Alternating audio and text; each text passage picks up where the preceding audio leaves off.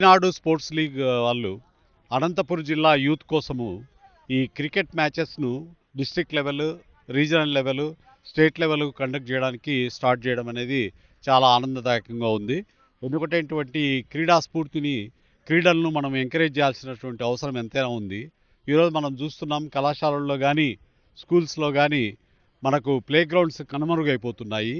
విద్యార్థులు ప్లే గ్రౌండ్స్లో రావడము, ఆడుకోవడము, పార్టిసిపేట్ చేయడము, శారీరక శ్రమ అనేది లేకుండా చదువులు సాగుతున్నాయి కాబట్టి మనం ఈ కాలంలో యూత్లో కూడా హార్ట్ అటాక్స్ చూడాల్సిన పరిస్థితి ఏర్పడింది. సో వీటన్నిటికీ మూల కారణం ఏంటంటే శారీరక శ్రమ లేకపోవడం, ఆటల్లో పాల్గొనకపోవడం.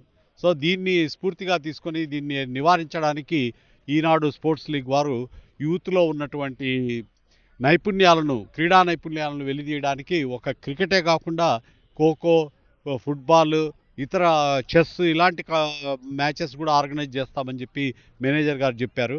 సో ఇది చాలా ఆనందదాయకమైన విషయము. సో ఈ సందర్భంగా ఈనాడు టీం అందరినీ కూడా నేను ప్రత్యేకంగా అభినందిస్తున్నాను.